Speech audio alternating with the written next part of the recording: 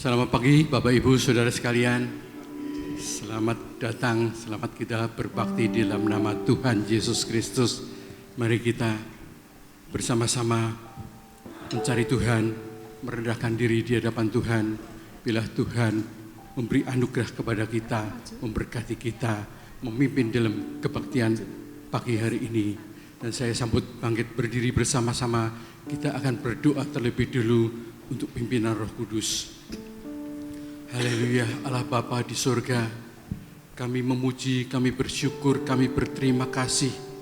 Karena apa keadaan kami saat ini, Engkau memberi yang terbaik. Terima kasih Tuhan untuk anugerah-Mu, untuk berkat-Mu, untuk kemurahan-Mu. Dan biarlah hati kami tertuju terus kepada Engkau. Apapun yang terjadi Tuhan, kami boleh memohon belas kasih-Mu, kami boleh mencari Engkau, kami boleh merendahkan diri. Dan biarlah hidup kami berguna bagi kerajaan Allah. Kami boleh memuji-muji Engkau, menyembah-Mu di dalam roh dan kebenaran. Kami serahkan Tuhan kebaktian pagi hari ini. Engkau berkati kami Tuhan. Engkau berkati para petugas mulai dari penyambut jemaat, bagian LCD, komputer, sound system. Engkau berkati pemain musik, singer, worship leader. Engkau berkati Tuhan, petugas-petugas semuanya, hamba-Mu yang menyampaikan firman. Engkau urapi satu persatu seluruh jemaat. Kami serahkan semuanya Tuhan. Di dalam nama Tuhan Yesus Kristus, kami berdoa dan mengucap syukur. Amin. Puji nama Tuhan. Beri kemuliaan bagi Tuhan kita. Haleluya, haleluya, haleluya, haleluya. Tuhan adalah Tuhan kita yang baik. Maka itu mari kita berbangga memuji Allah seperti Dia. Apapun yang terjadi, Tuhan akan memberikan kita yang terbaik. Walaupun terkadang kita berdoa, Tuhan tidak selalu langsung menjawab doa kita, tetapi kita percaya bahwa Tuhan memberi yang terbaik. Haleluya. Selalu Tuhan menjawab doa. Haleluya.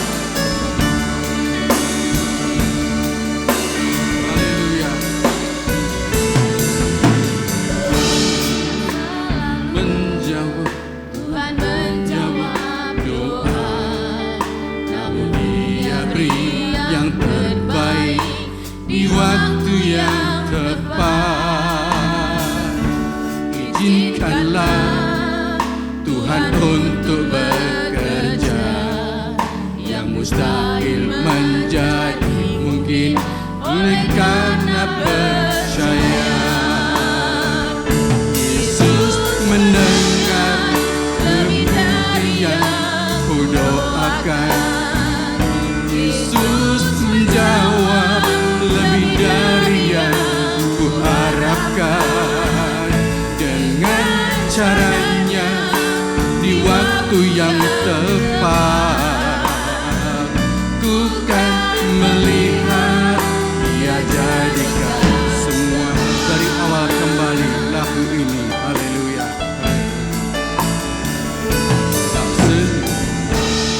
Selalu Tuhan menjawab doa, namun Dia beri yang terbaik di waktu yang tepat. Izinkanlah Tuhan untuk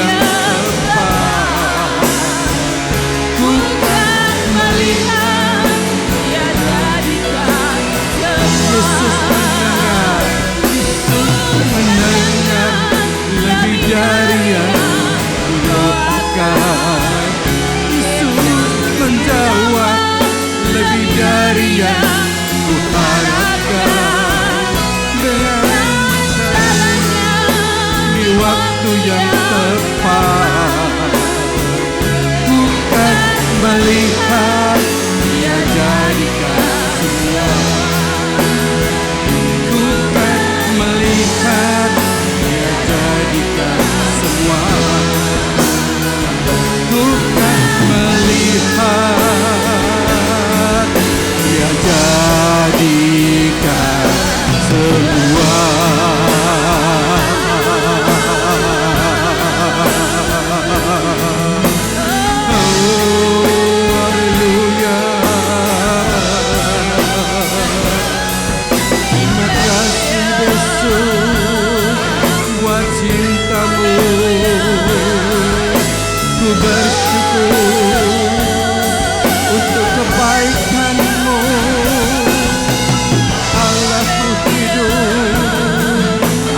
Yang baik, Engkau sungguh baik, teramat baik.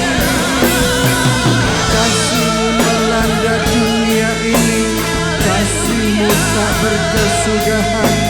Haleluya, haleluya.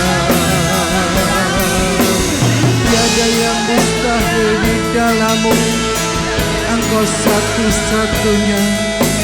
Ku bersyukur, haleluya. Yesus mendengar lebih dari yang ku doakan. Yesus menjawab lebih dari yang ku harapkan.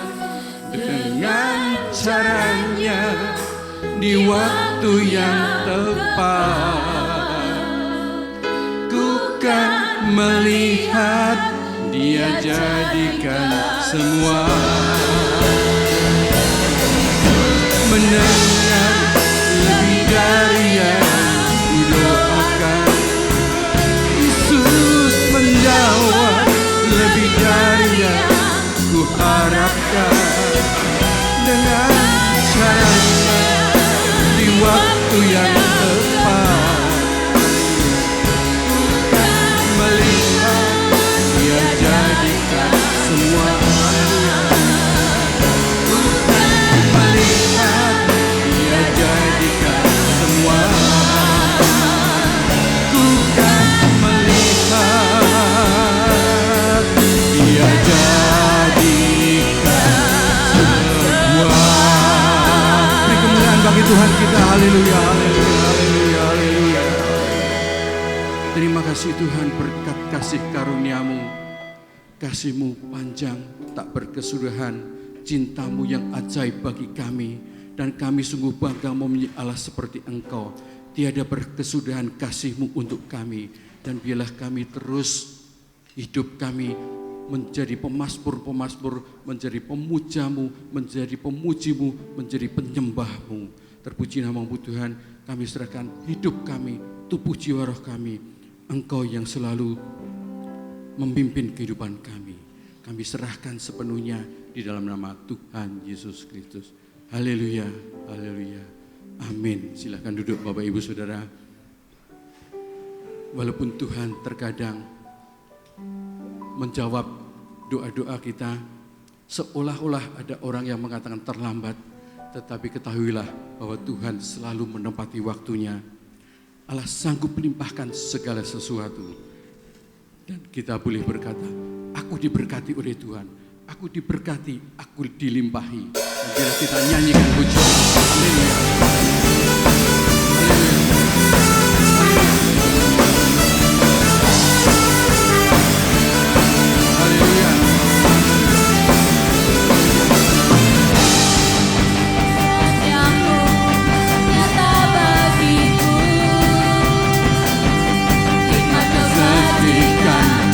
Sedia bagiku, Allah sanggup limpahkan segalanya. Anugerahnya sangat besar bagiku. Diberkati aku dilimpahi karena Allah sanggup untuk menyediakan. Aku diberkati, aku dilimpahi atas sempurna anugerah Tuhan bagiku.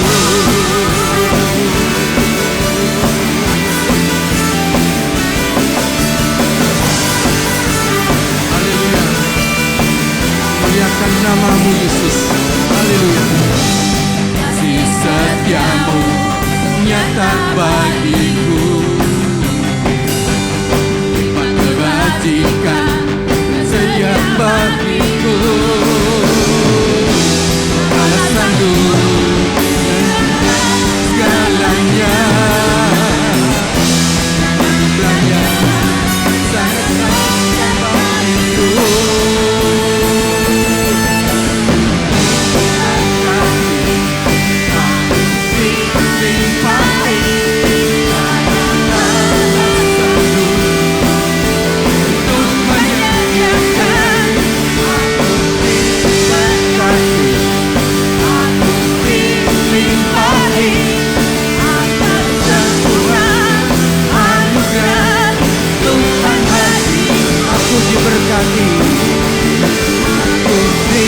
Berkati, aku dilimpahi karena Allah sanggup untuk menyediakan.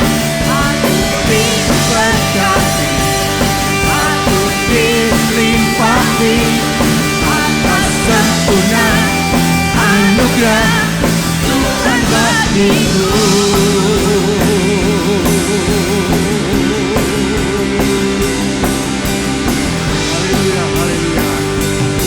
Namamu Yesus. Haleluya, haleluya, haleluya, haleluya. Bila kita terus merasakan berkat-berkat Tuhan dan kita limpahkan kepada orang-orang di sekitar kita, sehingga orang-orang tahu siapa yang kita sembah adalah Tuhan Yesus yang hidup. Dan bila kita terus memuji Tuhan kita, karena Dia adalah Allah yang terbesar, Allah yang mulia, Allah yang luar biasa. Amin Bapak Ibu. Puji nama Tuhan. Dan bila kita terus memuji Tuhan kita, Allah yang besar, saya sambut untuk bangkit berdiri bersama-sama. Haleluya. Dan bila kita katakan bersama, Kau terbesar dan mulia, ajaib semua perbuatanmu.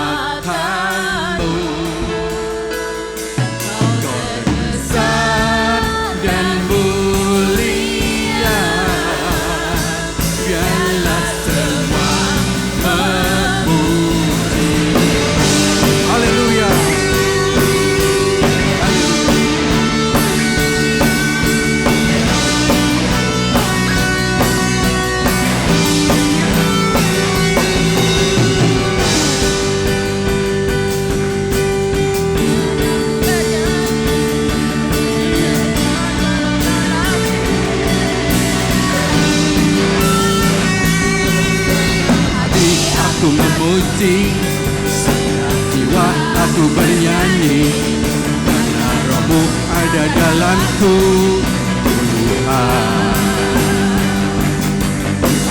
Tanganku memuji, suara dan bernyanyi, karena Roh-Mu ada dalamku, Tuhan.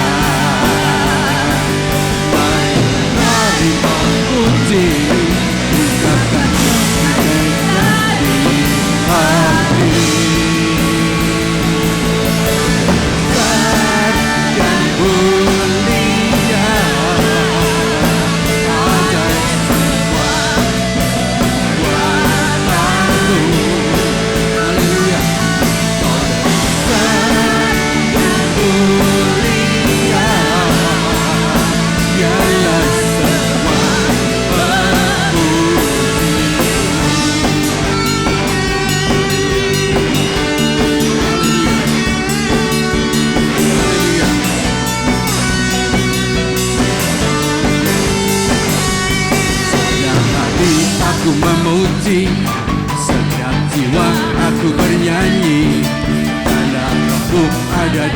dalamku,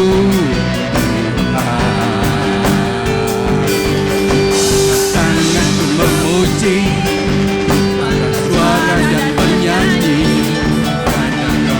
ada dalamku Tuhan. Dipuji karena ku jadikan hati.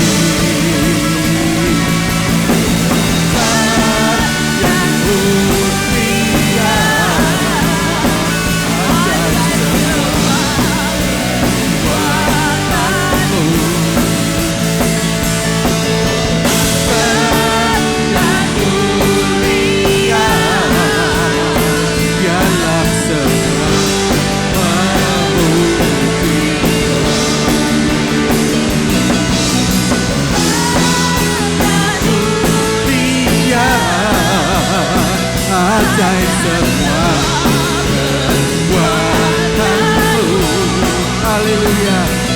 Kau besar dan mulia, biarlah semua memuji.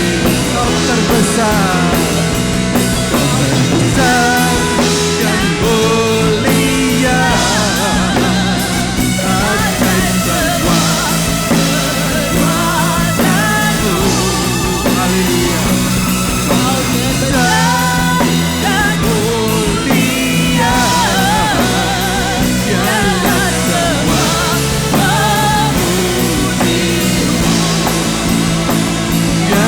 Semua memujimu,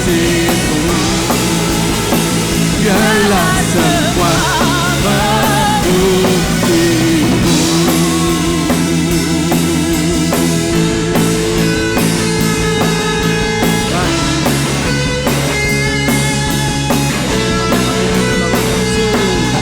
Haleluya, puji nama Tuhan. Bapak Ibu Saudara, kita tahu sebentar lagi, yaitu 10 hari lagi akan ada pemilu di Indonesia.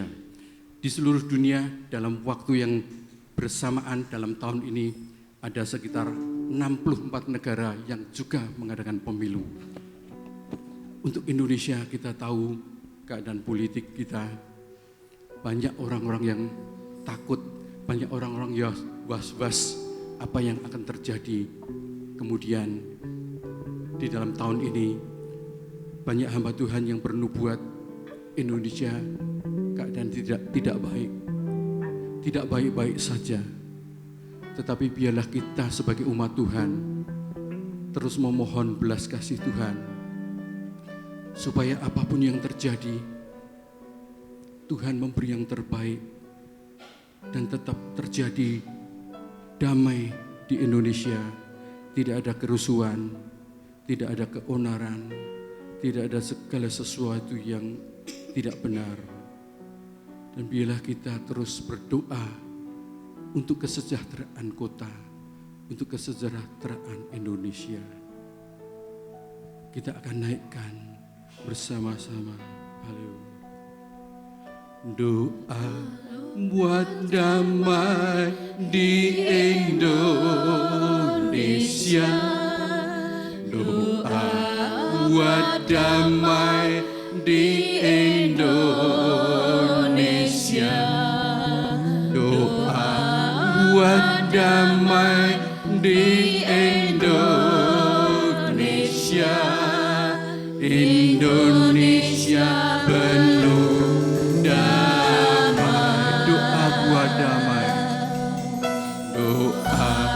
buat damai di Indonesia,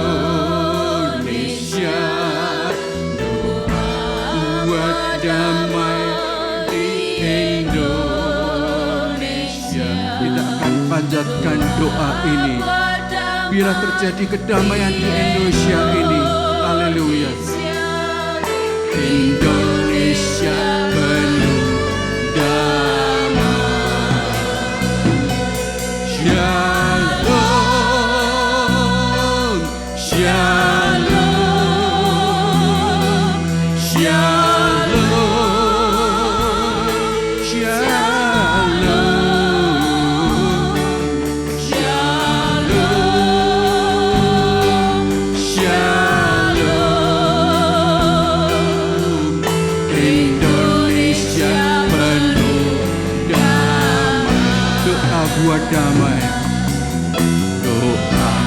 buat damai di Indonesia. Doa buat damai di Indonesia. Doa buat damai di Indonesia. Indonesia berdamai. Kita katakan shalom.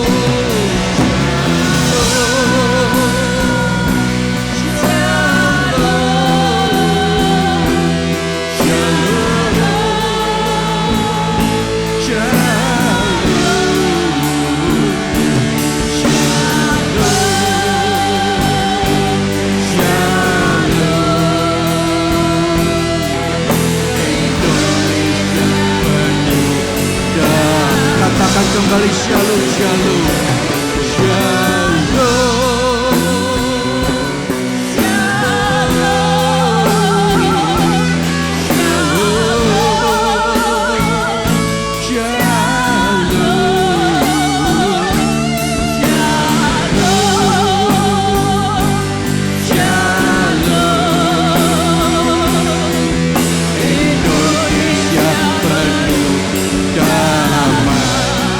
Temanggung penuh damai, di Temanggung penuh damai, di keluargaku, di keluargaku di hatiku, di hatiku penuh damai.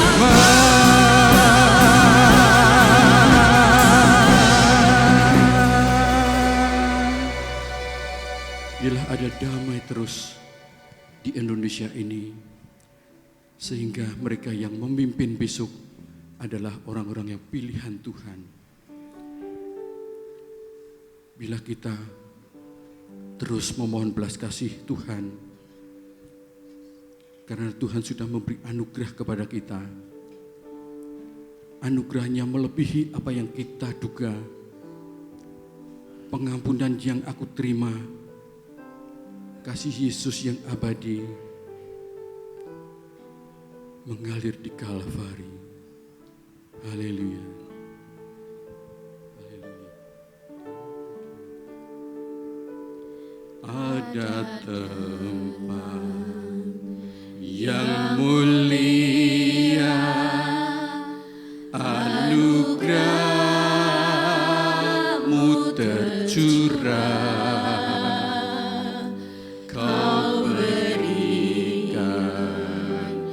Hidupmu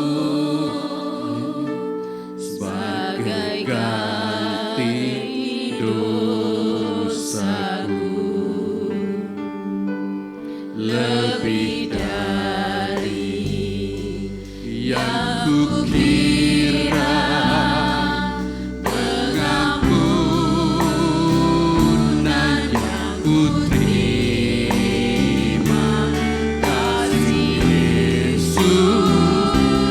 yang abadi mengalir di Kalvari.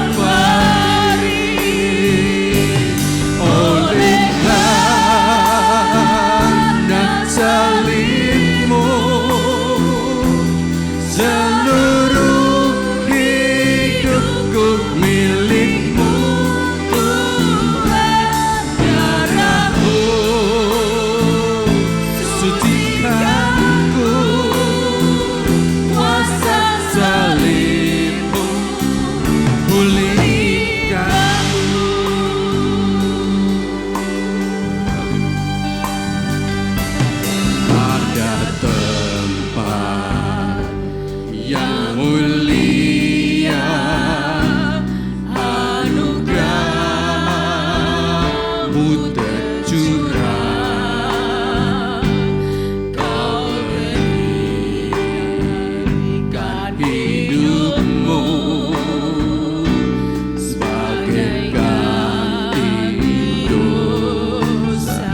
Lebih dari yang kukira, lebih dari yang kukira.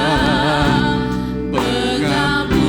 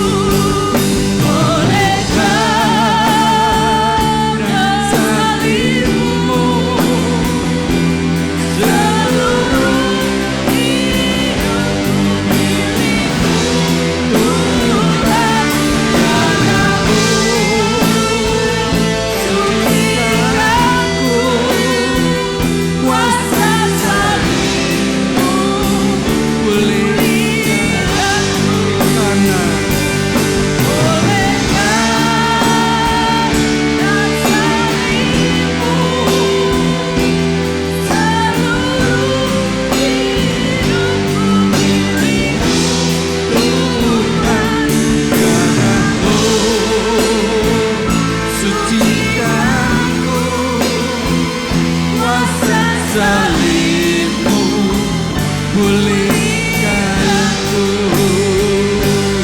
Oleh karena salibmu, seluruh hidupku milikmu Tuhan. Darahmu sucikanku, kuasa salibmu pulihkanku. Kuasa salibmu pulihkanku, kuasa salibmu pulihkanku. Haleluya. Sebentar Ibu Oni akan berdoa untuk firman Tuhan. Haleluya Bapa, terima kasih untuk pagi hari ini. Kami hanya dapat berkata terima kasih Tuhan untuk perhimpunan persekutuan di pagi hari ini. Biarlah ini anak-anak-Mu Tuhan yang sudah memuji dan memuliakan Engkau. Biarlah Tuhan kami percaya Engkau sudah bertahta atas pujian kami. Sebentar Tuhan hamba-Mu akan menyampaikan kebenaran firman-Mu. Terus Bapa pengurapan-Mu penuh atas setiap kami. Dan teristimewa untuk hamba-Mu yang sebentar akan menyampaikan kebenaran firman-Mu. Pakai lidah bibir hamba-Mu untuk menyampaikan suara hati-Mu. Dan Tuhan Engkau berkati hidupnya. Kami percaya Tuhan bahwa firman-Nya akan ditabur, tidak akan pernah kembali dengan sia-sia, tetapi akan bertumbuh. Dan Tuhan terus bertumbuh untuk setiap kami, untuk menggapai Haleluya. jiwa-jiwa yang membutuhkan akan Engkau. Dan Terima penginjilan kasih. itu akan terus Tuhan sampai ke ujung bumi. Terima kasih, terpujilah nama-Mu Tuhan. Sebentar kami akan duduk diam, biarlah Tuhan Terima Engkau memberkati kasih. setiap kami semua. Terima kasih Tuhan. Di dalam nama Tuhan Yesus Juru Selamat kami yang hidup, kami alaskan doa sembahyang ini. Haleluya. Amin. Amin. Puji Tuhan, dipersilahkan duduk. Shalom. Haleluya.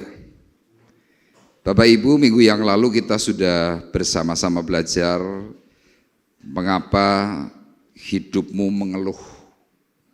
Ya, banyak dari kita selalu mengeluh, selalu kurang, selalu tidak puas.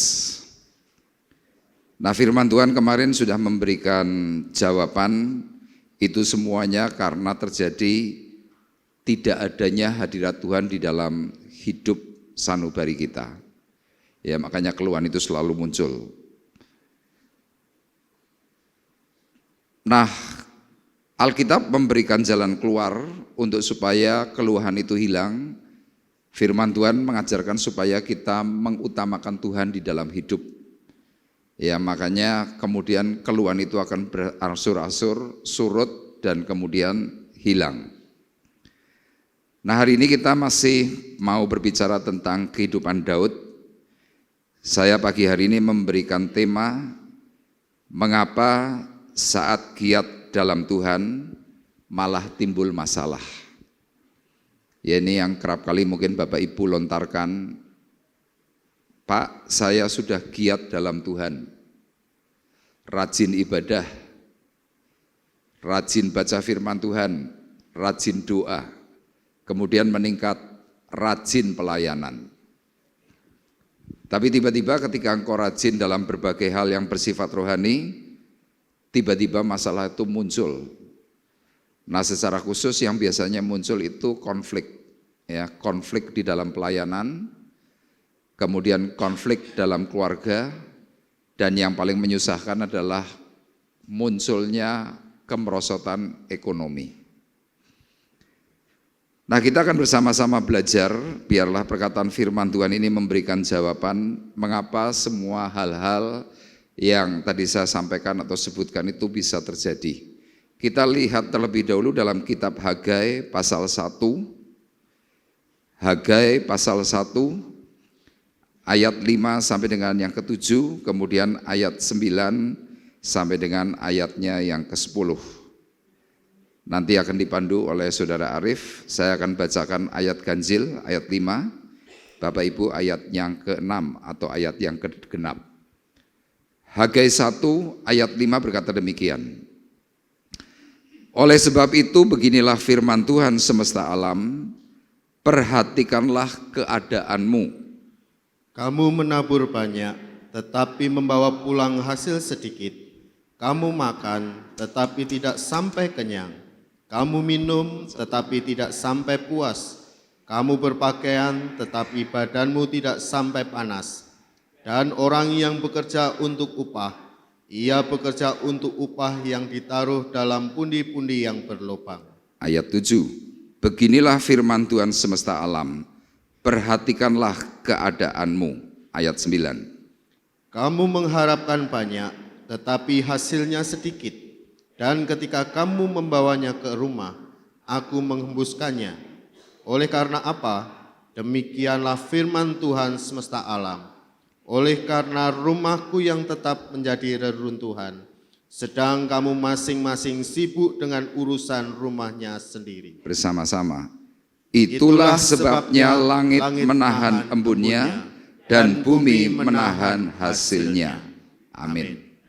Bapak Ibu perhatikan dalam kitab Hagai ini menceritakan tentang pembangunan bait suci Allah yang kembali direnov atau diulang.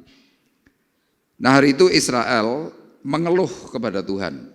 Kira-kira keluhannya, Tuhan, kenapa hidupku banyak masalah?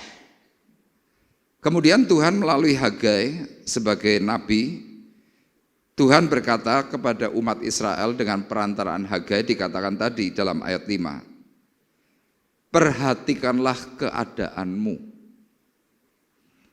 Ya, jadi kalau kita sedang punya masalah, punya problem, punya pergumulan, punya sakit, Tuhan cuma berkata, perhatikanlah keadaanmu. Artinya apa? Tuhan kepengen coba dievaluasi dulu sebelum engkau mengeluh, kira-kira begitu. Nah, kemudian dalam ayat 6 Hagai mengingatkan, kamu menabur banyak. Artinya kerjanya ini sungguh-sungguh setengah mati, kerjanya giat, tetapi dikatakan tetapi membawa pulang hasil sedikit. Kamu makan, tetapi tidak sampai kenyang. Artinya apa? Hidup itu tidak pernah puas. Ya, kalau orang Jawa bilang begini, wareg tapi ora marem. Ya, ada makanan yang membuat kita kenyang tapi marem, mantap gitu. Nah, orang yang sedang kena problem memang kenyang, tapi nggak puas. Ada saja. Ya, kadang-kadang kita mungkin mengeluh, panganannya anyep, panganannya nggak enak, nggak jelas, nggak niat masak. Nah, ini muncul. Makanya ayat ini berkata, kamu makan tetapi tidak sampai kenyang. Kamu minum tetapi tidak sampai puas. Kamu berpakaian tapi badanmu tidak sampai panas. Nah, ini yang paling susah, ayat bagian akhir dari ayat 6. Dan orang yang bekerja untuk upah, ia bekerja untuk upah yang ditaruh dalam pundi-pundi yang berlobang. Kalau dalam bahasa Jawa ini memakai kata kantong bolong. Bapak Ibu sering nggak kantong bolong? Ya dapat hasil, ngerti-ngerti tabrakan, uangnya keluar. Dapat hasil, tahu-tahu kena sakit. Dapat hasil, tahu-tahu ditipu orang. Dapat hasil, nggak dibayar. Nah, ini kantong bolong. Kadang-kadang kita ini bingung, kenapa ya? Kok masalahku ini banyak? Aku ini kerja ini sudah mati-matian loh Tuhan. Tapi kenapa kok aku kantong bolong? Ayat 7 berkata, beginilah firman Tuhan semesta alam, perhatikanlah keadaanmu. Jadi Tuhan meminta lagi, coba kamu lihat dirimu. Sudah benar atau belum? Karena kalau janji Tuhan, hidup orang yang sungguh-sungguh dalam Tuhan, orang yang benar dalam Tuhan, orang itu pasti tidak akan mengalami yang namanya kekurangan, pasti dicukupkan. Cuma kadang-kadang kita merasa bahwa, oh aku ini sudah semua. Ya semalam ada seorang dari agama lain telepon saya kurang lebih sekitar jam 10. Dia bertanya kepada saya begini, Pak Arif, saya ini salahnya apa ya? Saya ini kurang apa ya? Saya ibadah rajin, doa rajin, baca ayat suci pun rajin, dia bilang begitu. Tapi kenapa saya kok tambah susah? Saya langsung jawab, Pak, besok saya mau khotbah soal ini. Mengapa saat kita giat dalam Tuhan kok malah timbul masalah? Akhirnya orang ini saya injili, saya beritahu. Jadi lihat kadang-kadang ada banyak sekali masalah-masalah yang kita tidak paham. Makanya ada buku yang judulnya begini, Tuhan sulit dimengerti. Ada buku itu, nanti Bapak Ibu boleh baca. Di toko buku Metanoia ada. Terkadang Tuhan sulit dimengerti. Sama kasus di dalam kitab Hagai ini, orang berpikirnya tuh sudah tidak paham, tidak mudeng. Kenapa? Nah ketika Tuhan berkata kembali, perhatikanlah keadaanmu, ayat 9 Tuhan mengingatkan, kamu mengharapkan banyak tetapi hasilnya sedikit, dan ketika kamu membawanya ke rumah, aku menghembuskannya. Jadi kita ini sudah terima berkat. Tahu-tahu kayak ada sesuatu yang kalau orang Jawa bilang tuh didamu. Ngerti ketilang. Dimaling misalkan. Kita ini bingung loh, kenapa ya? Kok bisa gini? 9b berkata, oleh karena apa? Demikianlah firman Tuhan semesta alam. Oleh karena rumahku, rumah Tuhan, kita ini loh bait suci Allah, yang tetap menjadi reruntuhan, sedang kamu masing-masing sibuk dengan urusan rumahnya sendiri.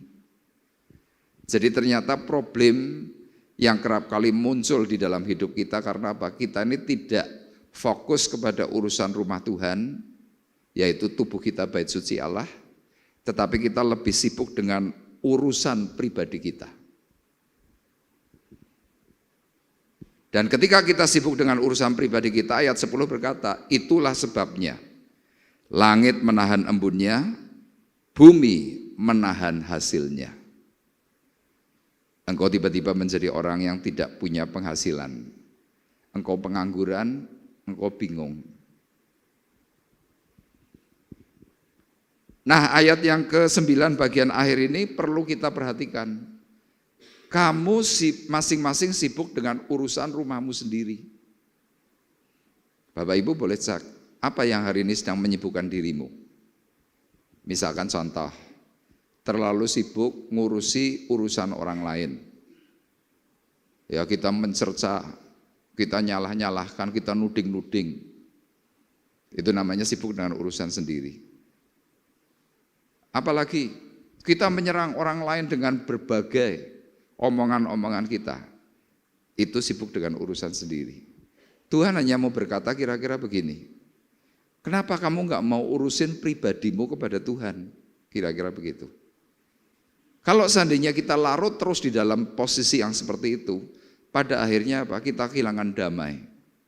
Ya parah sekali kalau orang seandainya sudah terima berkat, tapi berkat itu tidak menghasilkan damai. Ini paling parah. Makanya pagi hari ini kita mau bersama-sama mencari tahu, ya tujuannya adalah mencari penyebab kenapa masalah itu bisa timbul. Nah kita akan melanjutkan dari kehidupan Israel melalui kepemimpinan Daud seperti yang minggu lalu yang sudah saya sampaikan. Hari ini kita eksposisi dari 1 Tawarikh pasal 13 ayat 1 sampai dengan 14. Judul perikopnya adalah Tabut Allah dipindahkan dari Kiryat Yearim. Kalau minggu yang lalu, Tabut Allah selama 20 tahun di Kiryat Yearim. Tabut Allah berada di kota hutan. Tabut Allah, tabut perjanjian Tuhan ada dalam posisi hati yang salah. Nah hari itu di dalam 1 Tawarikh pasal 13, Daud mengambil sebuah inisiatif. Tabut Allah itu akan dipindahkan dari Kiryat Yearim akan dibawa menuju ke kota Daud yaitu Yerusalem.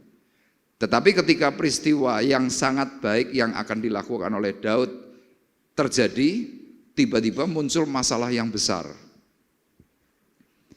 Sama cerita ini mau mengabarkan kepada kita, Bapak Ibu lagi giat pelayanan. Bapak Ibu sungguh-sungguh hidup tertuju dalam pikiran kepada Tuhan. Tapi tiba-tiba saudara kena masalah besar. Daud ngalami itu. Nah, kita akan bersama-sama cari tahu dan kita akan baca mulai dari ayat 3 sampai dengan ayat 14. Ya, ayat ini perlu saya sampaikan kepada Bapak Ibu dibaca secara keseluruhan supaya kita bisa memahami sebenarnya apa yang terjadi. Nanti akan dipandu oleh Saudara Arif ayat genap. Ya, saya akan bacakan ayat 3, Bapak Ibu ayat 4, ayat 6, ayat 8 dan selanjutnya. Firman Tuhan berkata demikian. Dan baiklah kita memindahkan tabut Allah kita ke tempat kita, sebab pada zaman Saul kita tidak mengindahkannya. Maka seluruh jemaah itu berkata bahwa mereka akan berbuat demikian, sebab usul itu dianggap baik oleh segenap bangsa itu. Lalu Daud mengumpulkan semua orang Israel dari sungai Sikor di Mesir sampai ke jalan yang menuju Hamat untuk menjemput tabut Allah dari Kiryat Yearim. Lalu Daud dan segenap orang Israel berangkat ke Baala, ke Kiryat Yearim, yang termasuk wilayah Yehuda, untuk mengangkut dari sana tabut Allah yang disebut dengan nama Tuhan yang bertahta di atas kerubim. Mereka menaikkan tabut Allah itu ke dalam kereta yang baru dari rumah Abinadab, sedang Usa dan Ahio mengantarkan kereta itu. Daud dan seluruh orang Israel menari-nari di hadapan Allah dengan sekuat tenaga, diiringi nyanyian, kecapi, gambus, rebana, ceracap, dan nafiri. Ketika mereka sampai ke tempat pengirikan Gidon, maka Usa mengulurkan tangannya memegang tabut itu karena lembu-lembu itu tergelincir. Maka bangkitlah murka Tuhan terhadap Usa. Lalu ia membunuh dia oleh karena Usa telah mengulurkan tangannya kepada tabut itu. Ia mati di sana di hadapan Allah. Daud menjadi marah karena Tuhan telah menyambar Usa demikian hebatnya. Maka tempat itu disebut orang Peres Usa sampai sekarang. Pada waktu itu Daud menjadi takut kepada Allah. Lalu katanya, bagaimanakah aku dapat membawa tabut Allah itu ke tempatku? Sebab itu Daud tidak mau memindahkan tabut itu ke tempatnya, ke kota Daud. Tetapi Daud menyimpang dan membawanya ke rumah Obed-Edom, orang Gad itu. 3 bulan lamanya tabut Allah itu tinggal pada keluarga Obed-Edom di rumahnya, dan Tuhan memberkati keluarga Obed-Edom dan segala yang dipunyainya. Amin. Bapak Ibu perhatikan, Daud ini punya maksud yang amat sangat baik. Dia ingin membawa kembali tabut Allah yang hilang. Untuk dibawa kemana? Ke Yerusalem. Tujuannya mulia. Dan sebelum tabut Allah itu dinaikkan kereta, sebelum tabut Allah itu diusung, Daud mencoba untuk musyawarah dengan pemimpin agama, tua-tua Israel. Mereka berembuk. Kira-kira rembukannya Daud berkata, bagaimana kalau seandainya tabut yang ada di Kiryat Yearim itu kita pindahkan ke Yerusalem?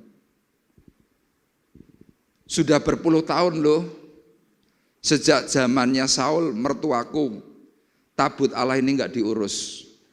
Lihat, kehidupan bangsa kita ini susah gara-gara Tuhan tidak memimpin di dalam kehidupan bangsa kita, kira-kira begitu. Kemudian dalam ayat 3 tadi dikatakan, dan baiklah kita memindahkan tabut Allah kita ke tempat kita, sebab pada zaman Saul kita tidak mengindahkannya. Maka seluruh jemaah itu berkata bahwa mereka akan berbuat demikian, sebab usul itu dianggap baik oleh segenap bangsa itu. Kira-kira kalau dalam bahasa keseharian hari ini begini, wah kamu sekarang aktif ya dalam gereja ya. Wah, kamu sudah pelayanan ya. Wah, kamu hebat. Cocok, kira-kira begitu. Kemudian mereka bersepakat dan singkat cerita, tabut Allah itu dinaikkan kereta. Usa bersama Ahio, anaknya Abinadab, ikut. Nah, dalam perjalanan, Usa yang artinya dia bersungguh-sungguh sekali di dalam pelayanan kepada Tuhan, memegang tabut Allah itu, dipegang. Karena hampir jatuh. Tiba-tiba Tuhan murka. Usa tiba-tiba mati. Ya mungkin penggambaran matinya ini kena serangan jantung yang ekstrim. Langsung bek, udah mati. Kira-kira seperti itu. Daud kemudian marah. Nah, problem yang sedang dihadapi oleh Daud dalam peristiwa itu atau dalam kehidupan kita ketika kita sedang terjun di dalam pelayanan. Yang pertama kita melihat ada kematian. Kemudian yang kedua, Daud jengkel, dalam tanda kutip, Daud mutung. Ya, kalau di dalam ayat yang ke-11 dan 12 dikatakan, Daud menjadi marah karena Tuhan telah menyambar Usa demikian hebatnya. Ayat 12, pada waktu itu Daud menjadi takut kepada Allah, lalu katanya, bagaimana aku dapat membawa tabut Allah itu di tempatku? Sebab itu Daud tidak mau ngurusi, kira-kira begitu. Kalau di sini memakai kata, Daud tidak mau memindahkan. Jadi Daud ini mutung. Sama dalam kehidupan Bapak Ibu, ketika saudara mulai terjun di dalam pelayanan, ada konflik. Konflik yang paling bahaya adalah konflik kepada gereja. Kenapa? Gereja jadi sasaran, gembala jadi sasaran, dan yang terakhir Tuhan bisa jadi sasaran. Akhirnya yang terjadi tadi tidak mau urusan dengan hal rohani. Kira-kira penggambarannya itu. Nah, manusia mencoba menentang Tuhan dalam tanda kutip. Tuhan sebagai pribadi Allah yang punya otoritas lebih tinggi, kira-kira Tuhan cuma mau berkata, ya terserah kamu. Dan benar ketika Daud melakukan demo kepada Tuhan karena dia tidak puas, tabut itu kemudian dialihkan menuju ke tempat orang Gad. Dan dalam ayat 14 dikatakan, tabut Allah itu dibawa kepada keluarga Obed-Edom di rumahnya, dan Tuhan memberkati keluarga Obed-Edom dan segala yang dipunyai. Jadi Bapak Ibu perhatikan, berkat yang Tuhan sudah sediakan dalam hidupmu pribadi masing-masing, itu bisa dialihkan oleh Tuhan untuk orang lain. Dan kalau kita belajar dari sejarah, Obed-Edom ini adalah hamba. Obed-Edom itu artinya adalah hamba Edom. Jadi status Obed-Edom hari itu adalah orang miskin. Tapi kenapa orang miskin tiba-tiba bisa diberkati oleh Tuhan? Kenapa Daud sebagai seorang pemimpin, sebagai seorang raja, sebagai orang yang hari itu kaya? Kekayaannya Daud hari itu tidak berkurang, tidak. Tetapi Daud selama kurang lebih 3 bulan, dia kehilangan damai. Orang Jawa bilang, uripe kemrungsung, duite akeh ora iso turu. Waduh, ini susah. Ya kalau kita nggak punya duit, nggak bisa tidur itu lumrah.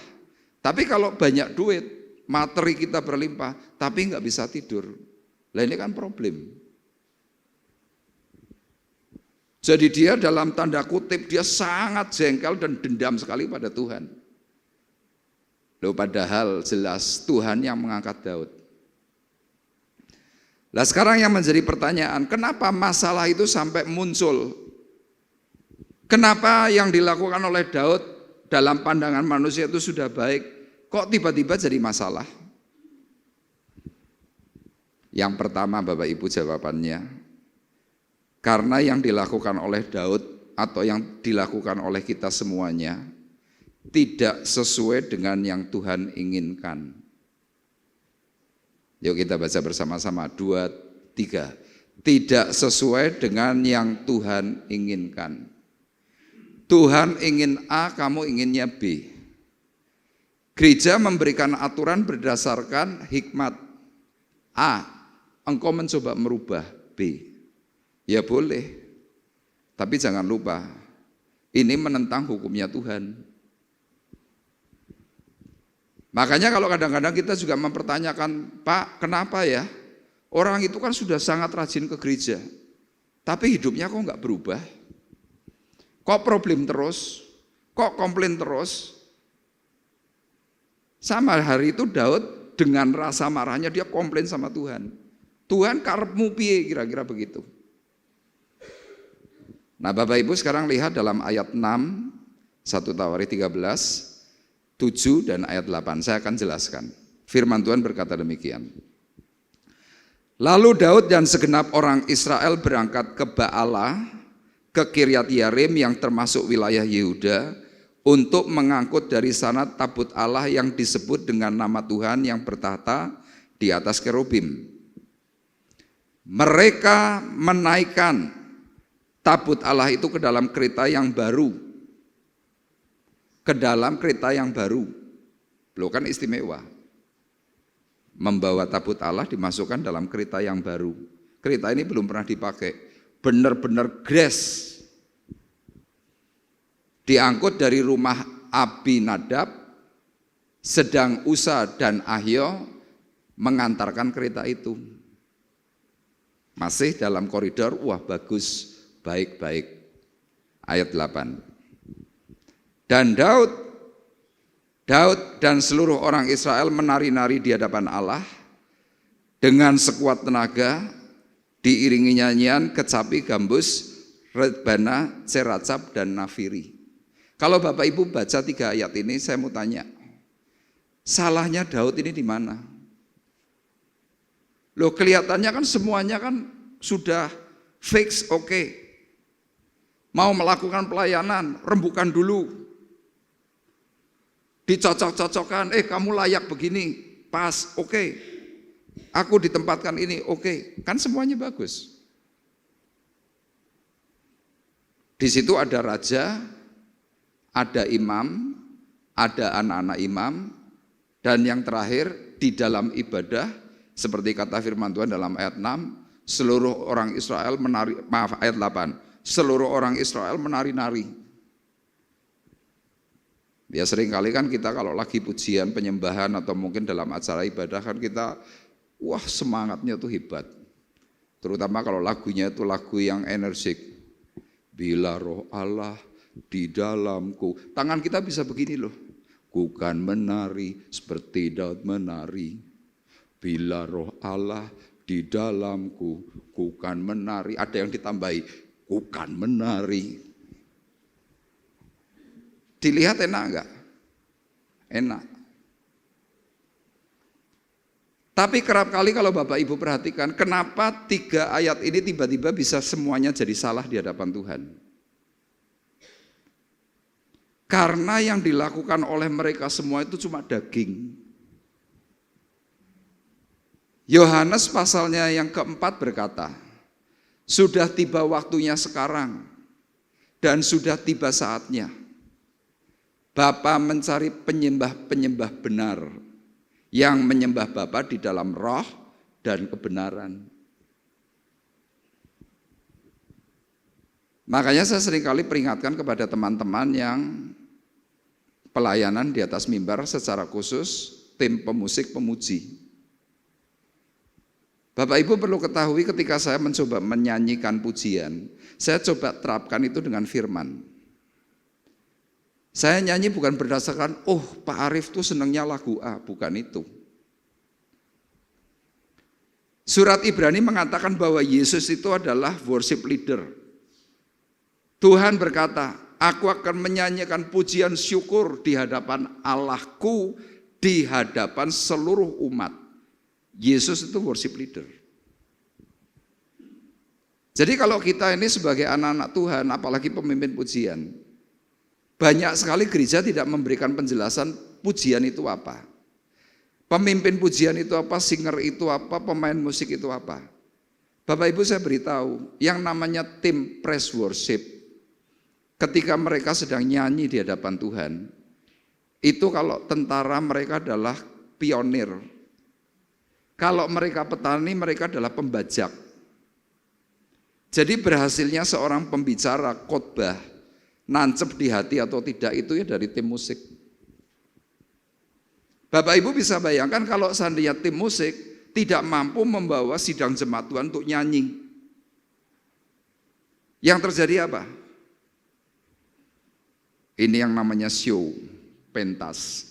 Tidak ubahnya kita menonton Madonna. Tidak mudahnya kita melihat Michael Jackson. Oh, orang kalau nonton Michael Jackson, apalagi kalau lagi nyanyinya Billie Jean, Bapak Ibu lihat di videonya Michael Jackson. Cuma di video tuh cuma lampu tuh masih gelap tuh loh. Gelap gulita. Cuma dengar suara sepatunya Michael Jackson cuma gini.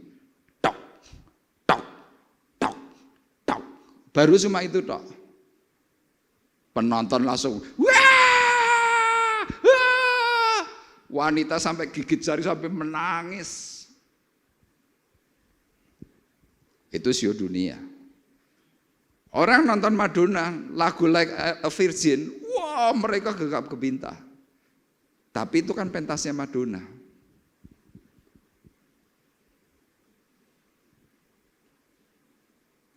Coba Bapak Ibu kan pernah tahu penyanyinya siapa tahu itu Indonesia, Dewa. Siapa namanya itu yang kena kanker? Ari Lasso. Loh, Ari Lasso itu orang Kristen. Dia semua lagu itu bisa. Tapi coba suruh nyanyi lagu pujian. Tidak ada gregetnya. Tidak ada rohnya, tidak ada jiwanya, tidak ada urapan. Suaranya bagus enggak? Bagus. Jadi Bapak Ibu perlu ketahui, di atas mimbar itu bukan hanya cuma suara bagus. Tapi ini punya Tuhan. Termasuk saya bicara ini, pembicaraannya tentang Tuhan. Saya mencoba ngeritik, saya mencoba nyindir-nyindir saudara, maaf. Saya bisa kena masalah dengan Tuhan. Jadi yang namanya pemusik, pemuji, ketika sedang menyanyikan pujian kepada Allah, itu seperti petani sedang menggemburkan sawah. Tanah itu digemburkan, dibajak sedemikian rupa. Makanya ketika ada pujian yang bisa membawa hadirat Tuhan, jemaat itu loh nggak usah disuruh, ayo kamu nangis, nggak usah. Tiba-tiba air matamu tuh bisa berderai-derai. Loh kenapa? Hati Tuhan untuk menyentuh. Tapi kalau gereja sampai tidak bisa menyanyi untuk Tuhan, apa yang terjadi? Saudara pulang tuh dengan hati hampa. Sudah nggak dapat apa-apa. Sama detik itu, Daud menaikkan ke dalam kereta yang baru. Grace, tabut perjanjian Allah. Isinya minggu yang lalu saya jelaskan. 2 loh batu, isinya 10 perintah Allah, mana surgawi, dan yang terakhir tongkat Harun yang berbunga. Saudara akan berkata, Pak, perjanjian tabut perjanjian Allah kan sudah enggak ada. Terus tabut itu yang dimaksudkan itu apa? Jadi secara tafsir tentang tabut perjanjian Allah hari ini itu adalah Yesus Kristus Tuhan. Kenapa? Di dalam Yesus itu ada yang namanya perintah Allah. Taurat itu ada dalam Yesus. Di dalam Yesus itu adalah firman hidup mana surgawi. Di dalam Yesus, Yesus itu adalah satu pribadi manusia yang memberkati tongkat Harun yang berbunga. Jadi syaratnya ketika kita tahu bahwa tabut Allah atau di dalam itu adalah Yesus Kristus Tuhan, syarat itu harus terpenuhi atas kita. Harus itu. Begitu Anda melayani Tuhan, syarat itu tidak terpenuhi, apa yang terjadi? Saudara bisa dihantam Tuhan. Tidak seperti zamannya Usa, langsung mati teksek. Tapi kadang-kadang kita diingatkan dengan sakit. Sudah diingatkan dengan sakit bukannya berubah, tambah nekat. Lah ini yang paling bahaya. Kenapa? Rohanimu tuh merosot.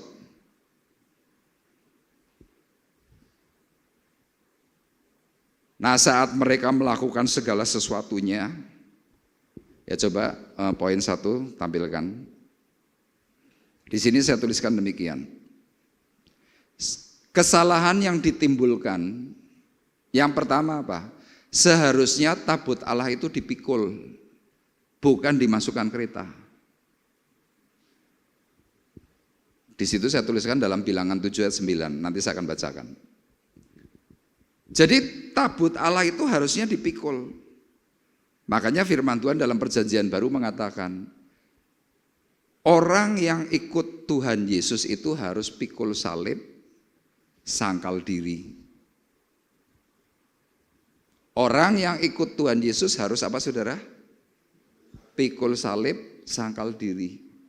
Kita nggak bisa menjadikan Yesus itu dititipkan sama suami kita, sama istri kita, sama anak-anak kita. Kita berpikir, oh keluargaku ini kan sudah ibadah semua.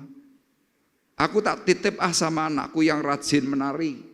Tak titip sama anakku yang sudah jadi singer, worship leader. Titip ya, nggak bisa. Keselamatan itu bersifat pribadi. Jadi bukan dititipkan dinaikkan kereta. Kemudian kesalahan kedua apa? Seharusnya yang ngantar itu Abinadab sebagai imam kepala. Usa dan Ahio itu siapa? Imam pembantu, anaknya Abinadab. Ini kelompok Lewi. Dan yang terakhir yang parah, Daud. Mereka menyanyi bukan menyukakan Tuhan tapi untuk diri sendiri. Makanya saya menghimbau kepada para pemuji di tempat ini, pemain musik, hadir di dalam ibadah doa malam untuk apa? Supaya engkau ini berhikmat, mendapatkan pesan-pesan Tuhan melalui pujian. Ketika kita tidak lakukan itu gimana? Ya enggak apa-apa. Dagingmu yang timbul. Maaf kata, apalagi kalau suara kita ini bagus. Bapak Ibu boleh cek. Siapa yang paling sering jatuh di dalam pelayanan? Tim musik, pemuji, singer. Godaannya tuh banyak. Kelompok ini kalau kita bicara dari zaman yang dahulu, zaman para malaikat. Kelompok ini dulu di bawahnya Lucifer. Lucifer itu pemuji. Jadi Bapak Ibu bisa bayangkan, Lucifer itu harusnya lebih hebat daripada Mikael, lebih hebat. Tapi karena sombong, karena merasa, diatur nggak bisa. Dibuanglah oleh Tuhan, menjadi apa? Iblis. Orang yang tidak tahu bertanya, Pak, Tuhan kok ciptakan iblis? Tuhan nggak pernah ciptakan iblis.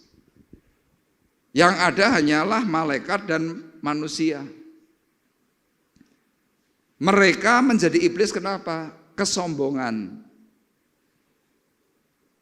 Makanya kita jangan bermain-main dengan yang namanya mimbar. Ya apalagi kalau kita ini belajar dari pendidikannya Pak Bekti, Pak Yusuf BS, gak main-main.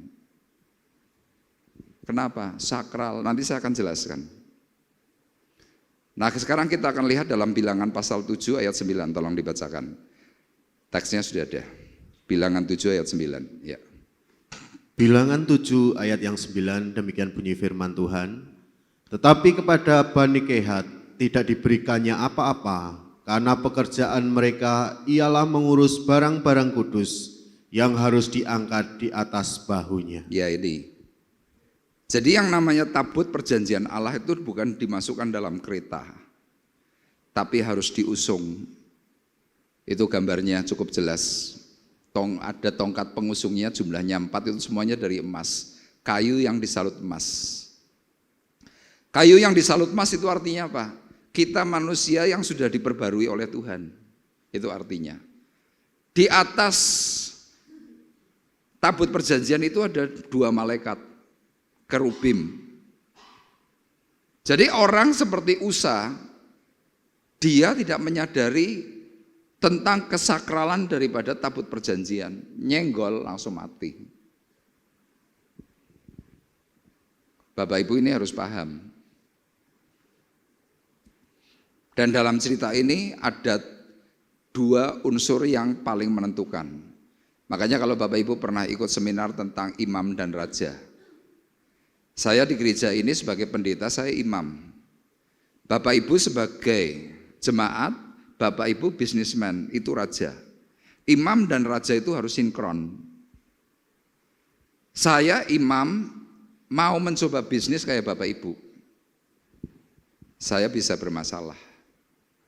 Sama saudara yang bisa pelayanan, yang hebat, bisa khotbah, bisa nyanyi macam-macam. Anda mencoba jadi imam, Anda pun nanti juga masalah. Kenapa? Itu enggak boleh overlap, harus dalam posisi yang benar. Nah, hari itu yang dilakukan oleh kelompok daripada Daud, Abinadab, Ahio, Usa, mereka tidak melakukan yang bilangan pasal 7. Nanti Bapak Ibu baca bilangan pasal 7 ini menceritakan pada waktu Tuhan memerintahkan tentang bait suci Allah, tata caranya itu apa saja. Salah satunya dalam kelompok Kehat yang masuk dalam bilangan orang-orang Lewi sebagai pelayan-pelayan Tuhan. Firman ini memberikan catatan, kepada Bani Kehat tidak diberikan apa-apa. Jadi mereka enggak dapat jatah apapun. Karena pekerjaan mereka ialah mengurus barang-barang kudus yang harus diangkat di atas bahu. Jadi kalau Anda punya Yesus Kristus Tuhan, saudara harus mau yang namanya pikul salib, sangkal diri. Pikul salib, sangkal diri. Pikul salib, sangkal diri. Orang kalau pikul salib, sangkal diri, tidak dipuji, enggak masalah. Orang pikul salib sangkal diri tidak harus tampil di atas mimbar. Apapun itu boleh, bisa. Tapi begitu kita salah melangkah, yang terjadi apa? Engkau punya problem di hadapan Tuhan. Kita seringkali berpikirnya begini, loh Pak, yang namanya pelayanan kan sama saja. Saya bilang, tidak sama. Ada orang yang ditentukan bisa jadi WL. Saya suruh jadi WL nggak bisa, ya nyanyi tok bisa. Tapi untuk jadi WL yang sebenarnya kayak model kayak Pak David saya nggak bisa. Kenapa? Saya nyanyi lagu-lagu yang sifatnya ngebeat begitu, kedodoran. Pak David ini kan kelihatannya, oh iya, oh. Tapi kalau lagunya sudah mulai ngebeat, kok bisa?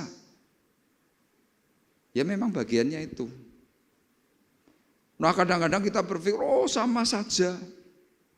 Kalau pendeta bisa berarti saya juga bisa. Benar. Tapi fungsinya yang berbeda. Saya beri contoh.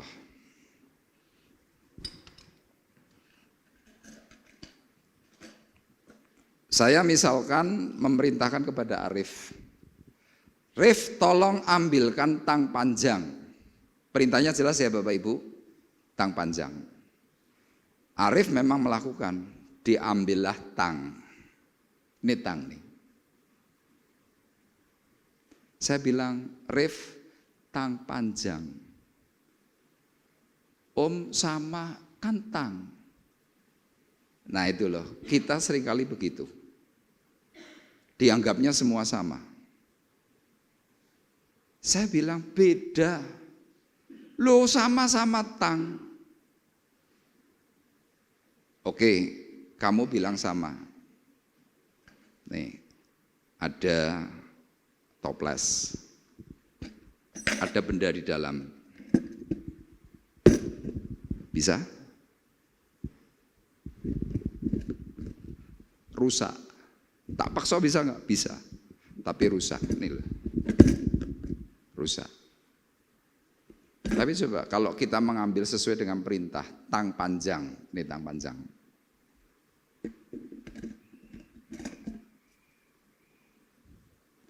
Bisa dengan mudah dan tepat.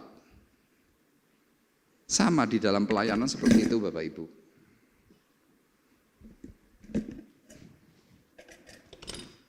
Belum tentu suaramu bagus itu mesti harus jadi WL, belum tentu. Belum tentu kalau suaramu mendayu-dayu pasti kok pendoa, belum tentu. Kenapa saya berani katakan seperti itu? Ketika tahun 2001, hari itu saya sedang semangat sekali dalam pelayanan di Semarang. Bidang saya adalah sound system. Pekerjaan lama saya adalah sound system. Pekerjaan sound system saya adalah profesional audio, car audio, home theater, home audio.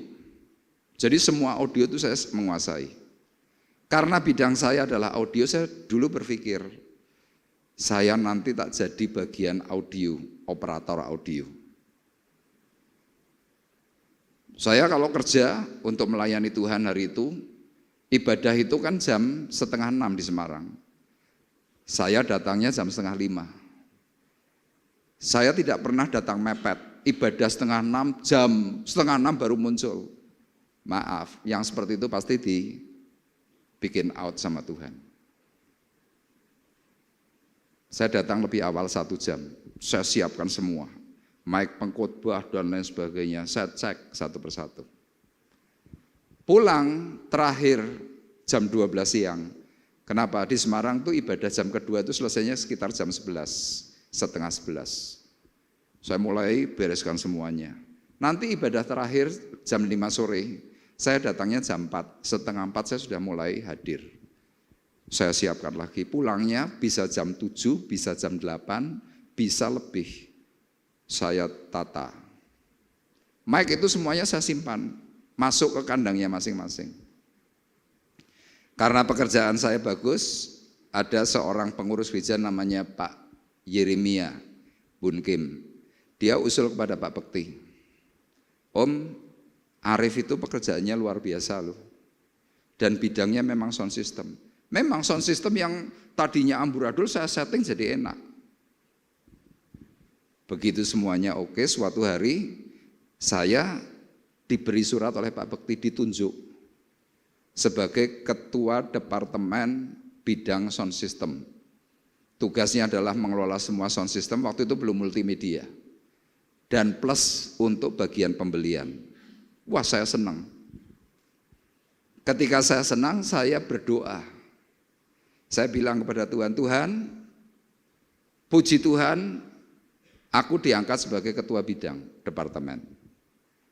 Tapi ketika saya berdoa, apa yang terjadi? Tuhan menjawab, tidak boleh. Saya bilang, loh Tuhan, ini bidang saya, kenapa enggak boleh? Tidak boleh. Saya bergumul 2 hari, jawabannya sama, tidak boleh. Hari ketiga saya menghadap Pak Bekti, Om minta maaf Om. Saya terima kasih Om sudah memberikan kepercayaan kepada saya untuk bidang departemen sound system. Tapi Tuhan berkata enggak boleh.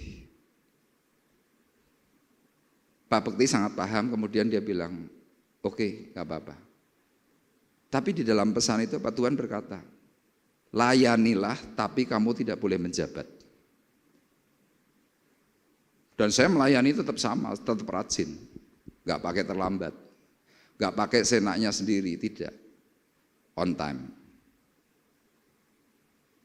Dan waktu berjalan, saya baru sadar kalau saya lebih banyak punya karunia kerasulan, kenabian, nginjil ke sana kemari. Dan singkat cerita, jadilah saya jadi gembala di sini.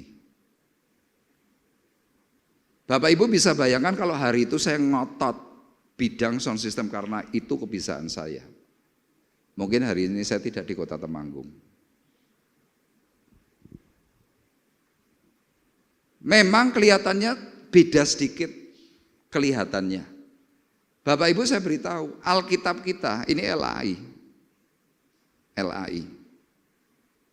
Dengan Alkitabnya Mormon, dengan Alkitabnya saksi Yehova mirip. Bapak Ibu kalau enggak jeli mungkin enggak bisa menemukan perbedaannya. Mirip. Tapi mereka tidak mengakui Yesus Kristus itu Tuhan. Loh, Bapak Ibu jangan berpikir bahwa iblis tidak bisa menyaru. Gampang sekali. Makanya hal yang pertama ini penting. Kalau kita sampai tidak sesuai dengan keinginan hati Tuhan, kita bermasalah. Anda mungkin bertanya, Pak, jawabannya kalau itu betul seperti itu mana? Kita sekarang lihat dalam 2 Samuel 6 ayat 12 sampai 14, sudah saya siapkan. Jadi kalau Bapak Ibu baca dalam kitab 1 Tawarikh 13 itu isinya sama persis dengan kitab 2 Samuel pasal 6. Nah, ini yang menjadi sebuah jawaban, makanya di sini saya tuliskan bandingkan 1 Tawarikh 13 ayat 6 sampai 8 dengan 1 Samuel 6 ayat 12 sampai 14. Perhatikan Bapak Ibu.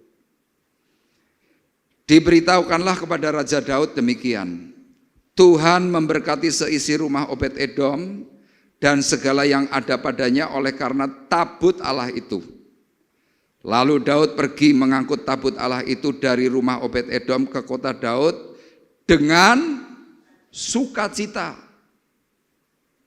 Di dalam ayat sebelumnya dalam 1 Tawarikh tidak disebutkan itu.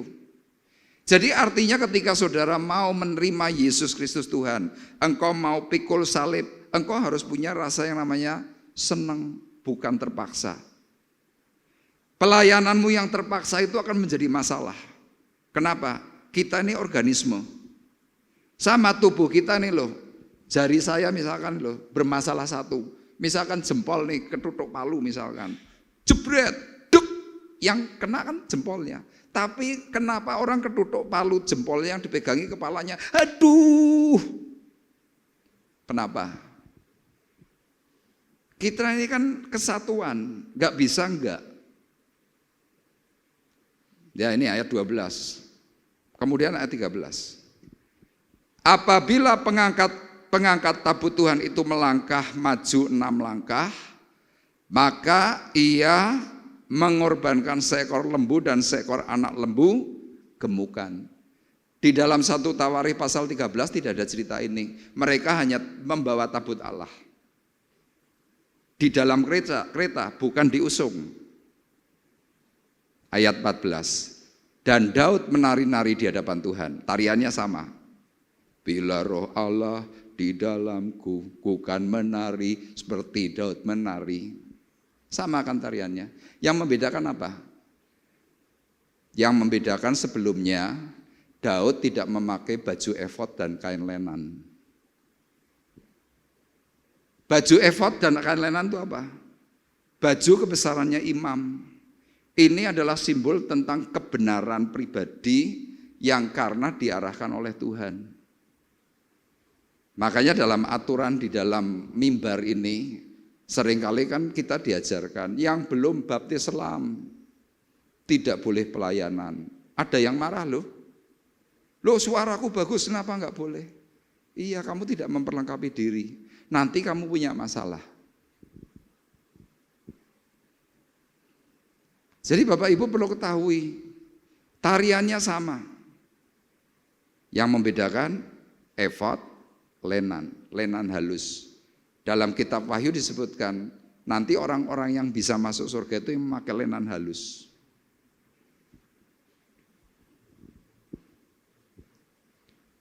Nah ketika Daud sadar tentang ini, ya minggu depan saya akan sampaikan untuk yang tanggal 18. Kenapa Obed-Edom bisa diberkati? Dan sesudah peristiwa dalam 2 Samuel pasal 6, 12 sampai 14, Daud juga mengalami berkat yang sama. Kenapa? Semuanya tepat seperti yang Tuhan inginkan. Jadi ini yang pertama Bapak Ibu.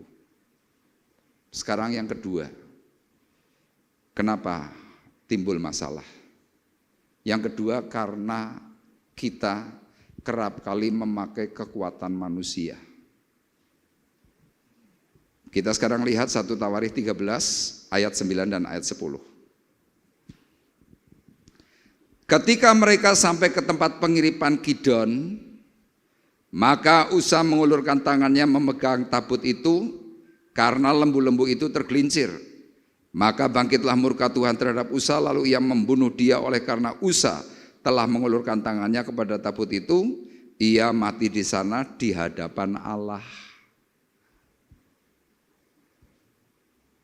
Pelayanan kok malah problem. Tadi yang saya sampaikan, Usa ini overlap. Bukan bagiannya diserobot. Bisa enggak? Bisa. Makanya dalam tulisan ini saya tuliskan begini. Tolong. Usa bisa karena biasa. Bapak Ibu perhatikan, ini kelemahan kita. Kita pelayanan karena biasa, sehingga bisa. Tapi syaratnya terpenuhi enggak? Kadang-kadang tidak terpenuhi. Kalau ditanya, jawabannya, loh saya bisa, wong wis biasa kok. Kan gitu. Usa selama kurang lebih 20 tahun Bapak Ibu, sewaktu di Kiryat Yearim sampai dengan Obed Edom ini, Gad. Usa itu yang melayani keberadaan tabut suci Allah, tabut perjanjian Allah. Bersama Ahio, bersama Abinadab. Saking biasanya menganggap, wah sudah biasa. Sudah biasa. Padahal kalau Bapak Ibu belajar tentang tabut perjanjian Allah, seseorang yang mau memegang tabut perjanjian Allah itu harus ada korban darah. Harus tadi ada korban sembelian. Makanya kalau tadi di dalam ayat 2 Samuel pasal 6 ayat yang ke-13, firman Tuhan tadi kan berkata, setiap 6 langkah, 1, 2, 3, 4, 5, 6 korban. Itu kalau Bapak Ibu pernah dengar lagu anak-anak, nggak tahu ini sekolah minggu atau lagu sekuler, saya nggak tahu. Yang judulnya nama-nama hari itu.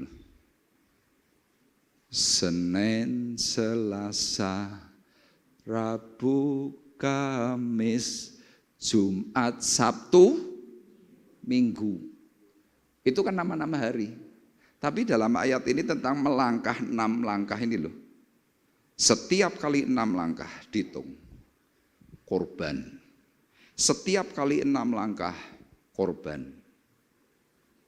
Bapak Ibu tahu dari tempatnya Obed Edom sampai Yerusalem itu berapa kilo? Sekitar 10,5 kilo.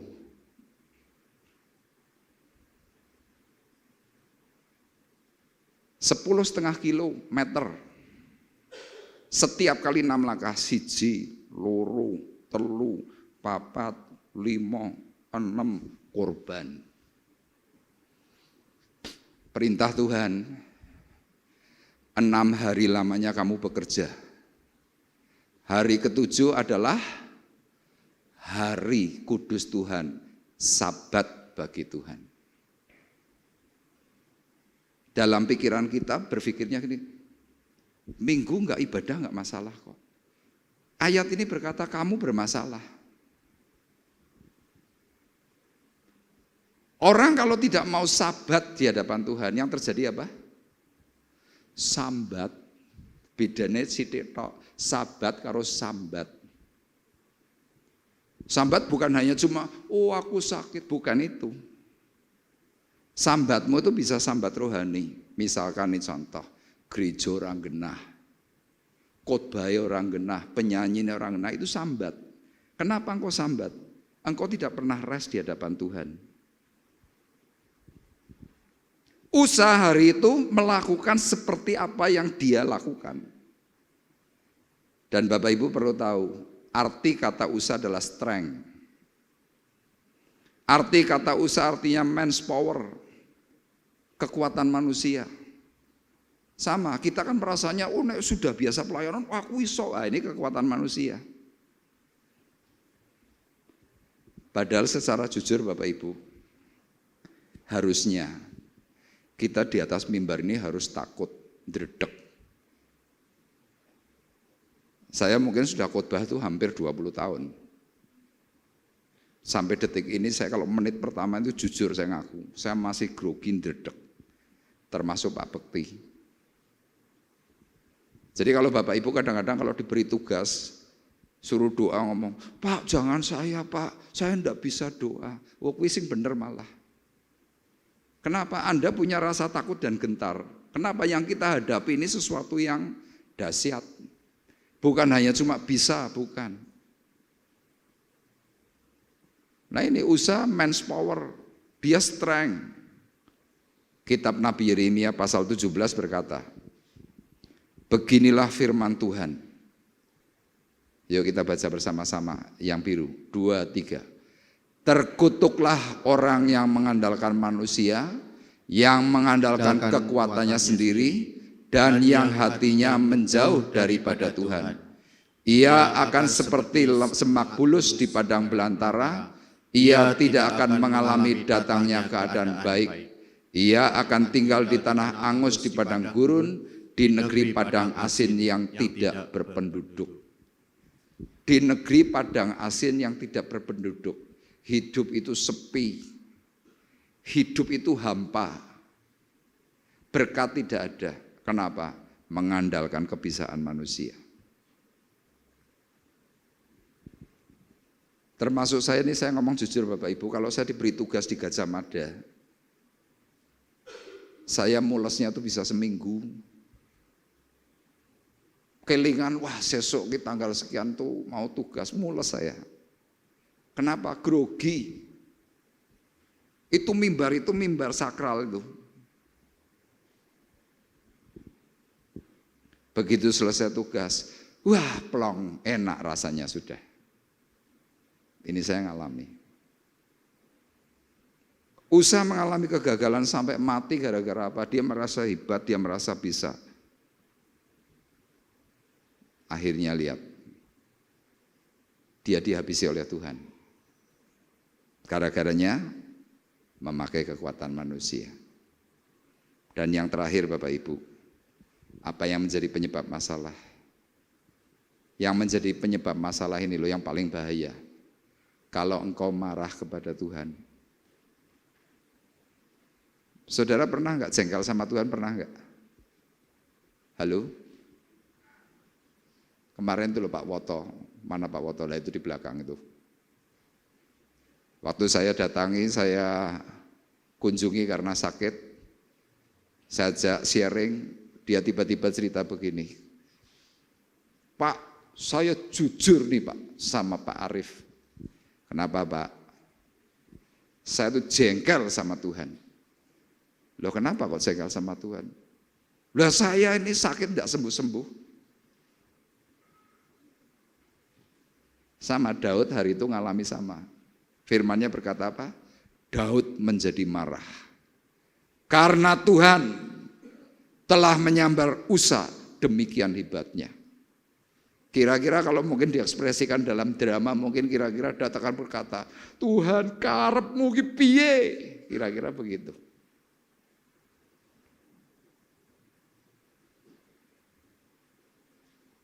Tapi hebatnya Daud, Bapak Ibu, ketika di dalam ayat 14, 3 bulan lamanya tabut Allah itu tinggal pada keluarga Obed-Edom di rumahnya, dan Tuhan memberkati keluarga Obed-Edom dan segala yang dipunyainya. Daud itu cepat-cepat sadar diri. Dia sempat marah, jengkel kepada Tuhan. Dan waktu dia jengkel di hadapan Tuhan, berkatnya itu hilang, dialihkan. Tapi waktu mendengar kabar tuanku Raja Daud, ternyata tabut Allah yang dititipkan di Obed-Edom, keluarga ini sekarang kaya raya loh tuanku. Berkatnya melimpah, semuanya sukacita, damai sejahtera. Mereka ini wajahnya bergirang. Waktu Daud mendengar kata itu, dia datang ke rumahnya Obed-Edom. Ini kuncinya Bapak Ibu. Daud kan raja. Obed Edom itu hamba. Daud itu tanya baik-baik kepada Obed Edom. Bro Obed, tak tulung takok. Saya mau tanya, kenapa kamu kok bisa diberkati oleh Tuhan gara-gara tabut ini? Padahal kami ini loh mati gara-gara tabut ini. Apa yang menjadi penyebab kamu kok bisa diberkati oleh Tuhan? Tadi yang saya bacakan 2 Samuel pasal 6 ayat 12-14. Obed Edom cuma ngomong, Tuanku Raja Daud, caranya tuh gampang.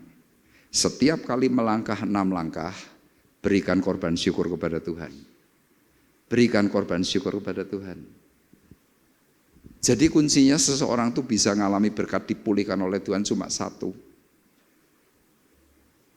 Rendahkan hatimu di hadapan Tuhan dan di hadapan manusia.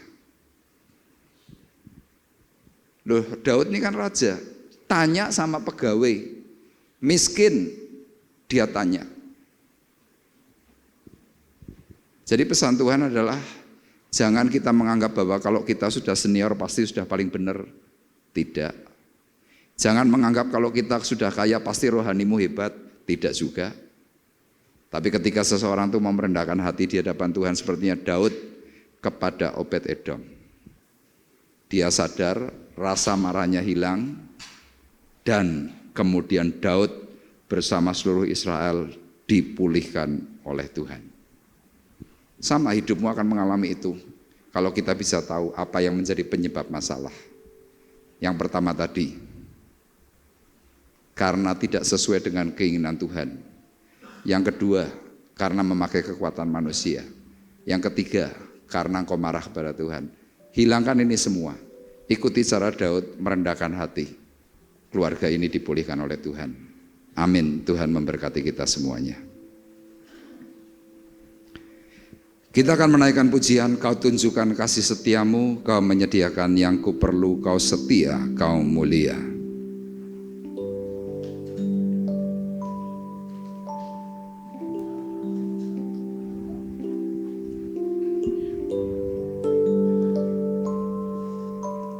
Bapa, kau setia,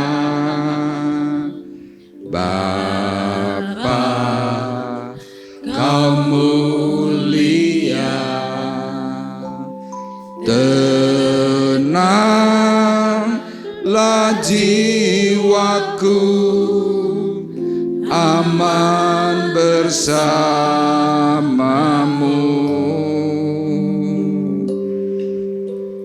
Lebih dari harta, kaulah segalanya.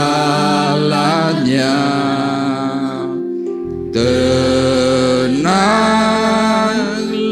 jiwaku dalam hadirat-Mu.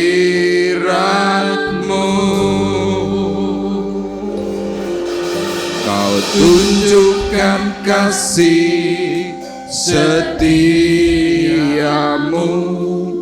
kau menyediakan yang ku perlu. Kau setia, kau mulia, dulu, sekarang, dan selamanya.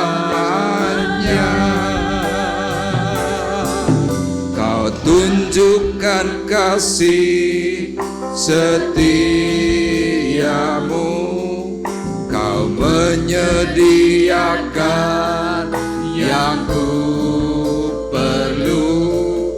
Kau setia, kau mulia, Bapa, kau setia.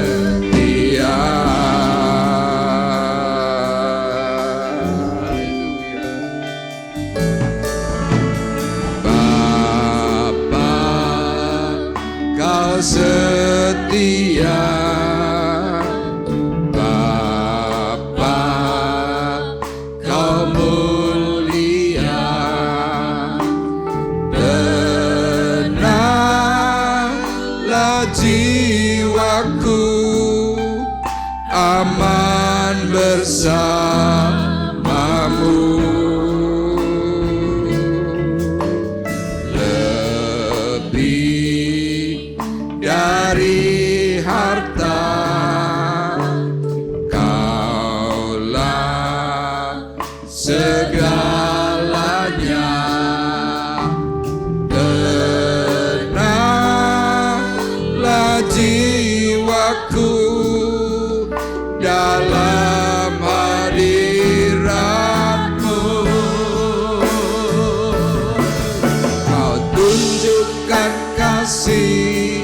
setiamu,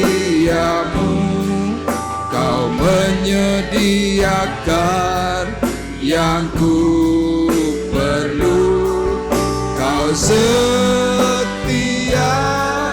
Kau mulia, dulu, sekarang, dan selamanya. Kau tunjukkan kasih setiamu, Kau menyediakan yang ku perlu. Kau setia, Kau mulia, Bapa, Kau setia.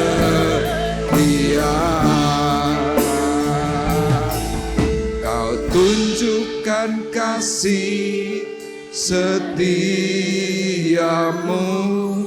Kau menyediakan yang ku perlu. Kau setia, Kau mulia, dulu, sekarang, dan selamanya. Kau tunjukkan kasih setiamu, Kau menyediakan yang ku perlu. Kau setia, Kau mulia, Bapa, Kau setia. Kita bersama-sama bangkit berdiri. Kau tunjukkan kasih setiamu,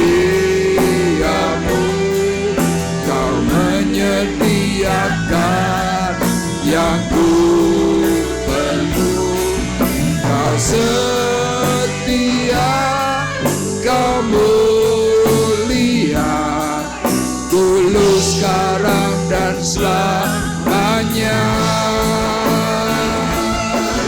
Kau tunjukkan kasih setiamu, Kau menyediakan yang ku perlu. Kau setia, Kau mulia, Bapa, Kau setia. Kau setia, Kau mulia, Bapa, Kau setia.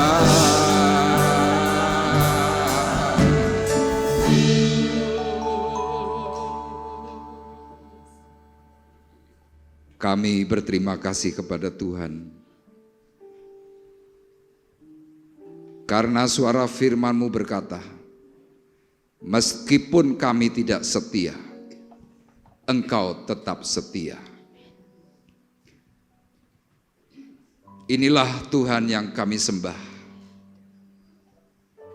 Tuhan selalu memberikan pengharapan yang baru. Bahkan kesalahan-kesalahan dari masa lalu kami, Tuhan ungkapkan dan singkapkan pada pagi hari ini. Dan kami percaya kepada Tuhan. Hari ini di awal bulan Februari, kami siap untuk dipulihkan oleh Tuhan. Firman-Mu sudah berhenti berbicara Tuhan. Tetapi kami percaya Roh Kudus yang akan menerjemahkan kepada kami dengan cara-cara yang lebih heran. Untuk itulah Tuhan, kami sebentar akan meneguhkan kembali suara firman-Mu melalui roti dan anggur perjamuan yang sebentar akan kami terima. Kami bersama-sama Tuhan merendahkan hati dan diri kami di hadapan Tuhan. Saya mengundang untuk petugas perjamuan kudus untuk tampil ke depan. Hamba-Mu berdoa Tuhan, supaya setiap pelayan-pelayan-Mu yang mengambil bagian dalam pelayanan di tempat ini adalah pelayanan yang dari Tuhan. Sehingga mereka semua Tuhan diberi keamanan. Mereka semua sepakat melakukan seperti apa yang Tuhan inginkan. Dengan kekudusan yang daripada Tuhan.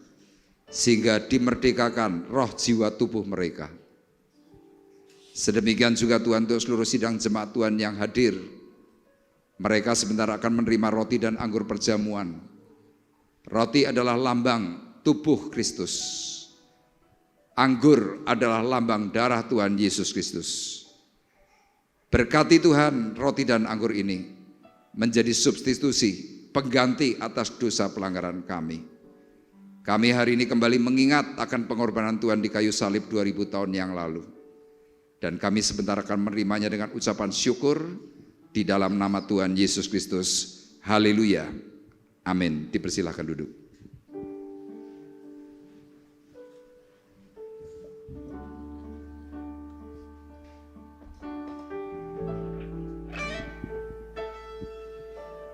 Bapa, Kau setia.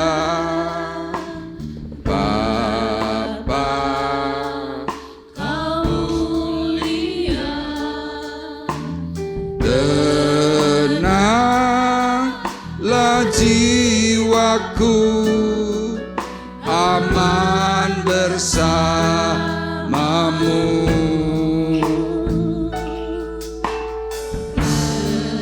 Lebih dari harta,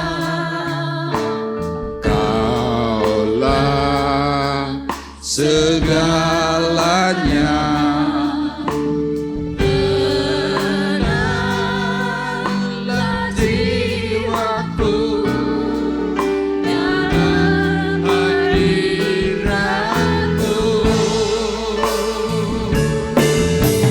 Tunjukkan kasih setiamu, Kau menyediakan yang ku perlu.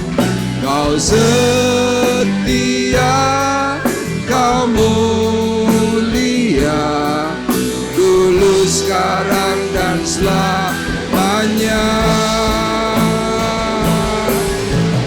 Tunjukkan kasih setiamu, Kau menyediakan yang ku perlu. Kau setia, Kau mulia, Bapa, Kau setia.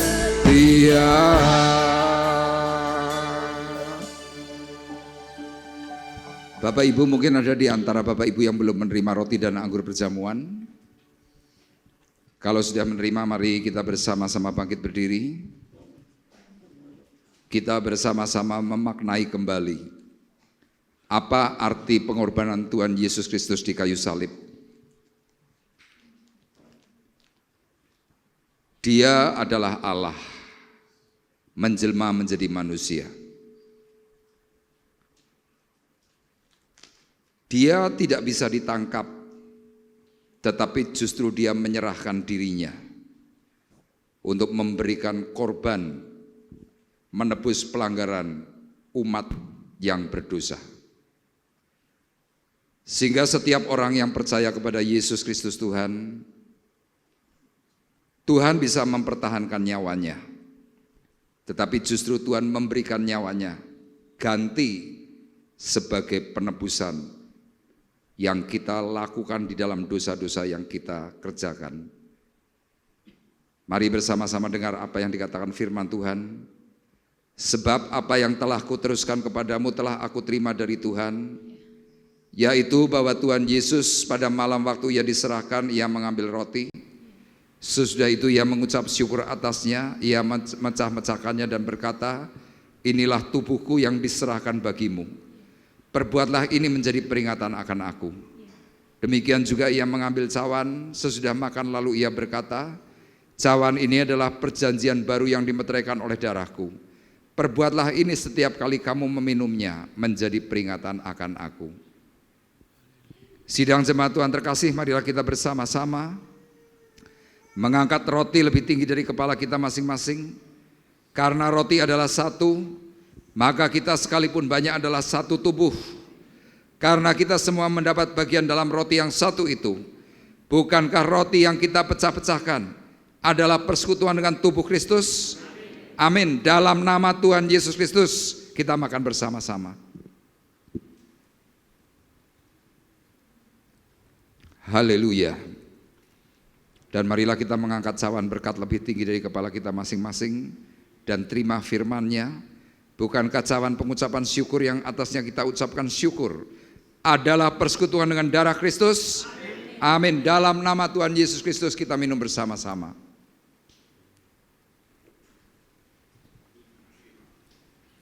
Haleluya. Terima kasih Tuhan. Mari bersama-sama renungkan sejenak akan kasih setia Tuhan yang Tuhan sudah tujukan kepada dirimu. Dia menyediakan apa yang kau perlu. Dia pribadi yang tidak pernah meninggalkan hidupmu. Dia setia, dia mulia. Dari dulu sampai sekarang dan sampai selama-lamanya. Amin.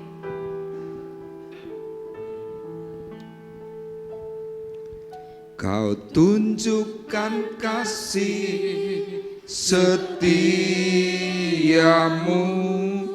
kau menyediakan yang ku perlu. Kau setia, kau mulia, dulu, sekarang, dan selamanya. Kau tunjukkan kasih setiamu, kau menyediakan yang ku perlu. Kau setia, kau mulia, Bapa, kau setia. Kami percaya yang sakit sudah disembuhkan oleh Tuhan. Yang mengalami kekurangan Tuhan beri berkat kelimpahan. Yang memerlukan damai sejahtera Tuhan beri sukacita yang ilahi. Hamba-Mu berdoa Tuhan untuk seluruh sidang jemaat yang hadir, supaya kasih karunia Tuhan yang ajaib itu terus bekerja melekat. Melalui firman Tuhan yang kami terima, kami yakin percaya Tuhan sedang memulihkan kami, memulihkan ekonomi kami, memulihkan kesehatan kami, dan memulihkan keluarga besar kami. Terima kasih Tuhan. Kami bersyukur kalau sebentar Tuhan kami hendak memberikan korban persembahan yang terbaik melalui keuangan yang kami miliki. Hamba-Mu berdoa Tuhan supaya seluruh sidang jemaat-Mu hidupnya semakin diberkati oleh Tuhan, usaha pekerjaannya diberkati oleh Tuhan, segala apa yang dilakukan untuk Tuhan semuanya menjadi berhasil karena Tuhan yang menopang dan Tuhan yang menolong. Terima kasih, memberkati petugas kolektan yang akan menjalankannya. Tuhan balaskan kebaikan mereka. Terima kasih. Kami juga berdoa Tuhan untuk mereka yang mempersembahkan korban syukur, baik dalam bentuk Tuhan pemberian maupun perpuluhan. Kami memberkati dalam nama Yesus. Terima kasih Tuhan, kami sudah berdoa mengucapkan syukur kami di dalam nama Tuhan Yesus Kristus. Haleluya. Amin. Dipersilakan duduk. Terima kasih atas persembahan Bapak Ibu Saudara sekalian. Kiranya Tuhan Yesus memberkati. Dan mari kita bersama-sama bangkit berdiri untuk kita terima doa berkat. Haleluya.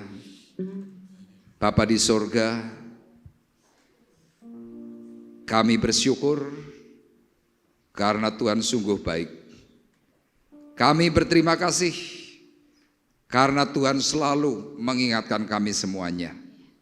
Apa yang menjadi kekurangan-kekurangan kelemahan kami, Tuhan ungkapkan di pagi hari ini, sehingga kami boleh semakin sadar diri, mawas diri, dan kami boleh melakukan seperti apa yang Tuhan kehendaki.